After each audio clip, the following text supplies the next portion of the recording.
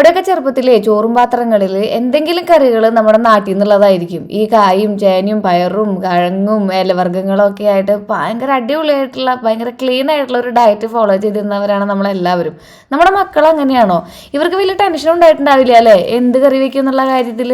കാരണം വീട്ടിൻ്റെ എല്ലാ വശങ്ങളിലായിട്ട് ഇതുപോലെ ഒരു മുരിങ്ങയില തൈയോ അല്ലെങ്കിൽ ഒരു പപ്പക്കായോ ഉണ്ടായിട്ടുണ്ടെങ്കിൽ അല്ലെങ്കിൽ ഒരു ഇരുമ്പുളി ഉണ്ടായിട്ടുണ്ടെങ്കിൽ നമ്മുടെ ചോറും പാത്രം കുശാലാണ്. ഇത്രയും ഫ്രണ്ട്ഷിപ്പ് കീപ്പ് ചെയ്യുന്ന വേറെ ഒരു പച്ചക്കറി ഇല്ല എന്ന് പറയാം. പപ്പക്കായും പയറും, പപ്പക്കായും മുതിരയും, പപ്പക്കായും പരിപ്പും, പപ്പക്കായ ഇരുമ്പുളിയും, പപ്പക്കായും ചേനയും. എന്റെ പൊന്നി, ഞങ്ങളുടെ ഇവിടെ പപ്പക്കായ എല്ലാവരുടെ കൂടെ പോകുന്ന ഒരു ഐറ്റാണ് കേട്ടോ. ഇന്ന് നമ്മുടെ പപ്പക്കായ കൂട്ടുപിടിച്ചിരിക്കുന്നത് മുതിരയുടെ ഒപ്പാണ് കേട്ടോ. മുതിര ചേച്ചി നന്നായിട്ട് വേവിച്ചു വെച്ചിട്ടുണ്ട് ഉപ്പിട്ടിട്ട്.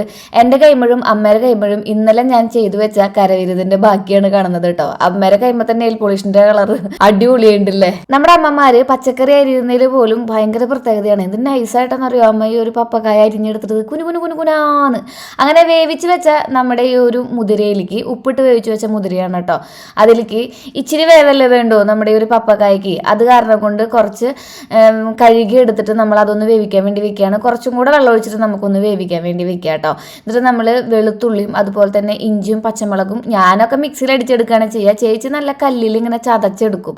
ഇതും കുറച്ചും കൂടി ഉപ്പിട്ടിട്ടാണ് വേവിക്കുന്നത് കേട്ടോ. എന്നിട്ട് അതൊക്കെ നന്നായിട്ട് മൂത്ത് വരുമ്പോൾ അതിലേക്ക് കുറച്ച് കറിവേപ്പിൻ്റെ ഇലയും നമ്മുടെ കുത്തിയ മുളകുണ്ടല്ലോ, കുത്തുമുളക് എന്ന് വെച്ചിട്ടുണ്ടെങ്കിൽ നമ്മുടെ വലിയ കിഴക്കമുളക് നമ്മൾ കുത്തിച്ചെടുക്കണ മുളകുണ്ടല്ലോ അതും, പിന്നെ ഈ ഒരു ഉപ്പിട്ട് വേവിച്ച് വെച്ചിട്ടുള്ള നമ്മുടെ കഷ്ണങ്ങൾ, അതായത് മുതിരയും പപ്പക്കായും കൂടി ഇട്ട് കൊടുത്തിട്ടുണ്ടെങ്കിൽ സംഭവം സെറ്റായി അടിപൊളിയാണ് കേട്ടോ. ഇനി ആ ഉള്ളിരിയും വെളുത്തുള്ളിരിയും ആ പച്ചമുളകിൻ്റെയും മുളകിൻ്റെയും ഒക്കെ ആ ഒരു രസം നമ്മുടെ കഷ്ണങ്ങളിലേക്ക് പിടിക്കാൻ വേണ്ടിയിട്ട് ഇത്തിരി നേരം വെയിറ്റ് ചെയ്യുക, അടച്ചു വെച്ച് വേവിച്ചെടുക്കുക. കുറേ നാളായില്ലേ ഇതൊക്കെ കഴിച്ചിട്ടെന്നാണ് ചേച്ചിയുടെ ഡയലോഗ്. ഉച്ചയ്ക്ക് നല്ലൊരു ഊണും കഴിച്ച് വീട്ടിൽ പോണ വഴിക്കാണ് കേട്ടോ പനനൊങ്ക് കണ്ടത്. പനനങ്കിൽ കുറച്ച് മിൽക്ക് മെയ്ഡും പാലും കൂടി ഒഴിച്ചിട്ട് നന്നായിട്ട് അടിച്ച് ഷേക്കാക്കി കഴിക്കാനായിട്ട് ഭയങ്കര ഇഷ്ടമാണ്. ഞാൻ മുന്നേ ആ റെസിപ്പി ഷെയർ ചെയ്തിട്ടുണ്ട്. ഈ ഒരു ചേട്ടൻ്റെ കയ്യിൽ നിന്നാണ് സ്ഥിരമായിട്ട് നമ്മൾ മേടിക്കാറുള്ളത് കേട്ടോ.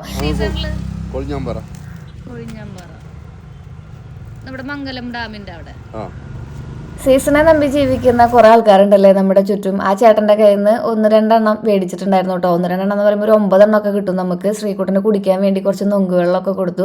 അതിൽ നിന്നുള്ള കാമ്പും കൂടെ മേടിച്ചിട്ടാണ് നമ്മൾ വീട്ടിലേക്ക് പോകുന്നത് കേട്ടോ. ഇങ്ങനെയുള്ള വഴിയോര കച്ചവടക്കാരായിരുന്നു എന്തെങ്കിലുമൊക്കെ മേടിക്കാൻ മറക്കരുത് കേട്ടോ.